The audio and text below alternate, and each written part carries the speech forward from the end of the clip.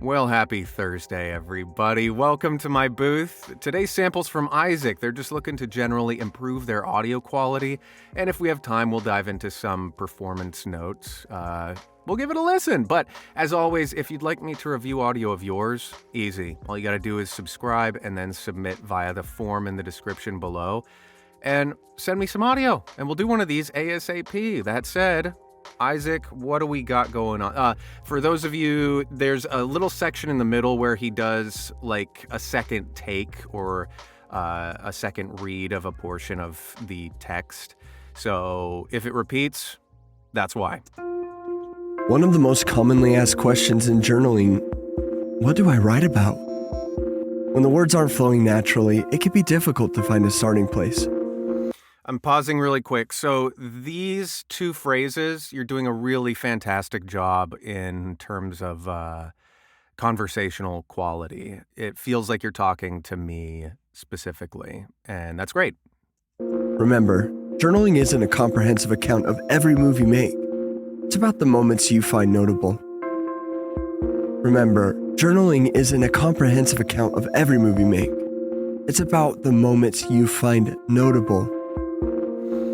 I think I preferred the second take there, and the reasons why are you did a good job lifting. It's about finding it's about the moments that you find notable. And by lifting out that little word, it's also a nice, interesting, I don't think anyone was intending this, but in terms of me digging into this in a Shakespearean fashion, notable being, journaling, notebooks. It's kind of cute. Whereas this first one, you're doing a good job presenting the ideas, but I think this second one, you just do a better job lifting certain aspects, which helps me to latch on to what precisely is important. Let's take a listen to them both again. Remember, journaling isn't a comprehensive account of every move you make.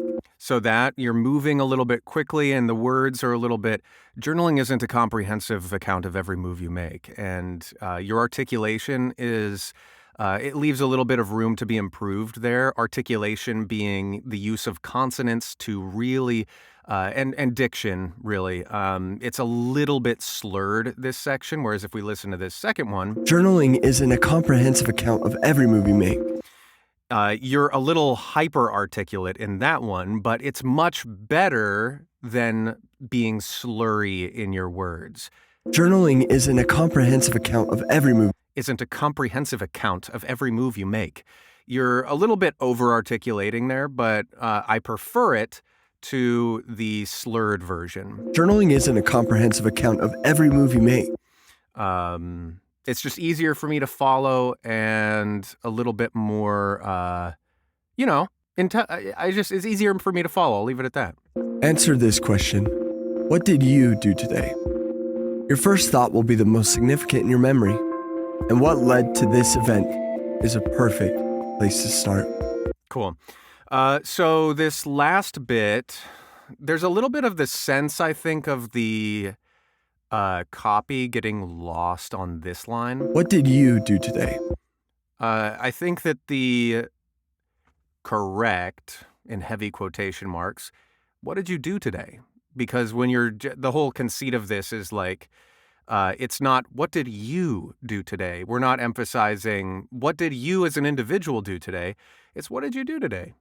And it's sort of like, we make journaling this really complex thing where you've got to have these big thoughts about the state of the world and stuff, and it stops you up. But no, you can just start with, what did you do today?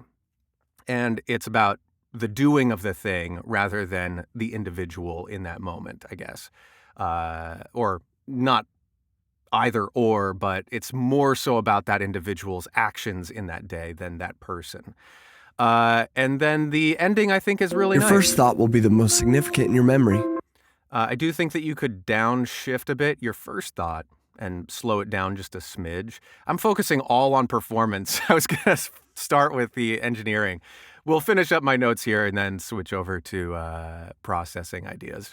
And what led to this event is a perfect place to start. Cool. Here's another example. The P's here. I don't know if that's part of your processing. Because because I know you're using the Shure SM7B, and it's possible that you popped it here with the P's and you fixed it, but the result here now is that the P's are basically swallowed and gone. Is a perfect place to start. The P's are, it sounds like, is a perfect place to start, is somewhat what's happening. So if you're fixing those plosives, I might retake it or just tone down your fixing of the P's there just to keep them a little bit more in this thing. Okay, now let's focus. I won't get sidetracked on the performance stuff anymore. I won't say I promise, because who knows, but I'll focus on the production side of things. So I do think that you could lighten up a smidge on compression. It does sound as though you've got a fair amount of compression going on, and I'm just hearing some pulsing in your audio levels.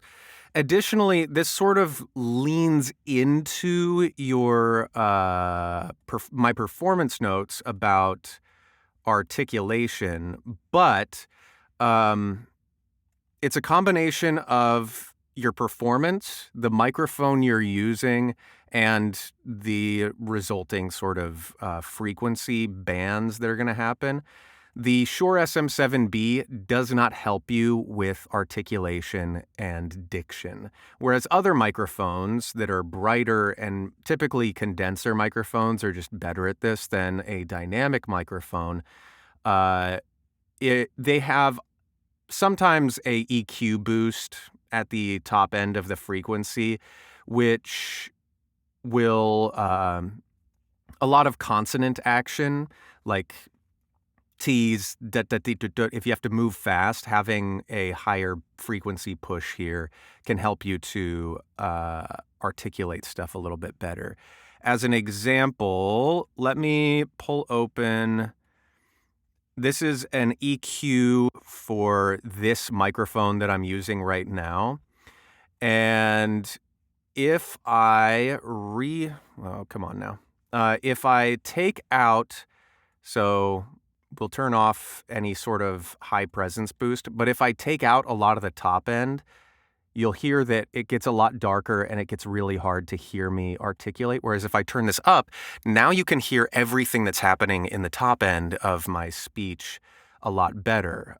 So this would be more akin to what you would want to do potentially with your Shure SM7B, which will help you to just capture a bit more of that diction. Again, this is me really boosting the top end of my microphone right now.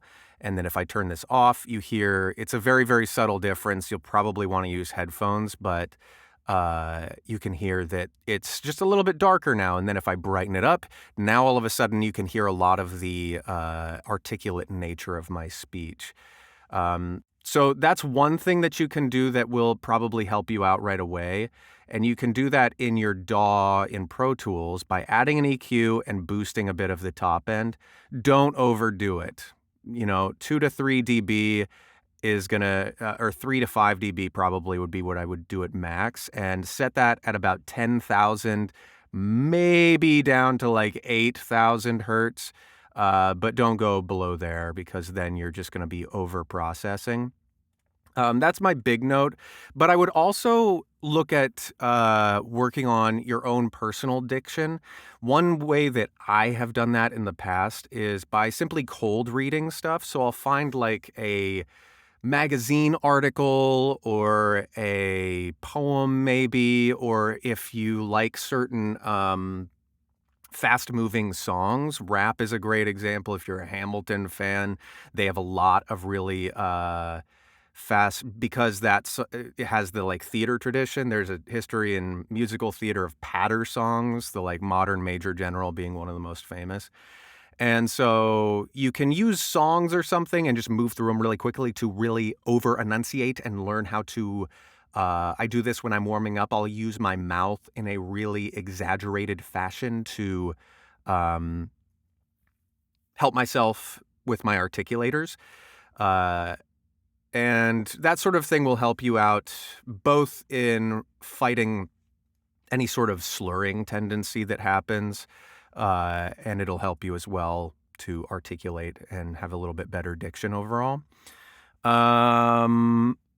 What else in the processing? Let me take another listen. One of the most commonly asked questions in journaling, what do I write about? When the words aren't flowing naturally, it can be difficult to find a starting place. Remember, journaling isn't a comprehensive account of every move you make. It's about the moments you find notable. Remember, I'd be interested to hear it without the music, because the music is nice, but it's hard for me to tell exactly what's going on with your voiceover audio.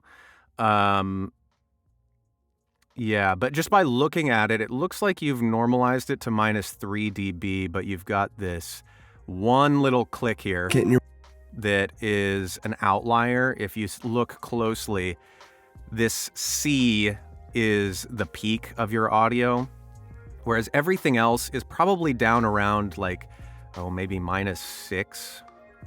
So this little one C, significant, that C is really throwing off the loudness balance of the rest of your audio. So sometimes when that happens, just keep an eye out for those. And then if I normalize to -3 now, it looks like there's maybe another one somewhere. Oh well, I will boost it to where I think it should be on average. There it is. That's the extra peak right here. But if then we normalize it roughly, it'll be just much louder. One of the most commonly asked questions, which might be helpful, but that doesn't bother me a ton, to be fair. Isaac, I hope this was helpful for you. If you have any other questions, or if you if you have any other questions, just let me know, either here or on my website. And for the rest of you, hey, I hope this was helpful too. And until the next one of these, be well, everybody. Toodles.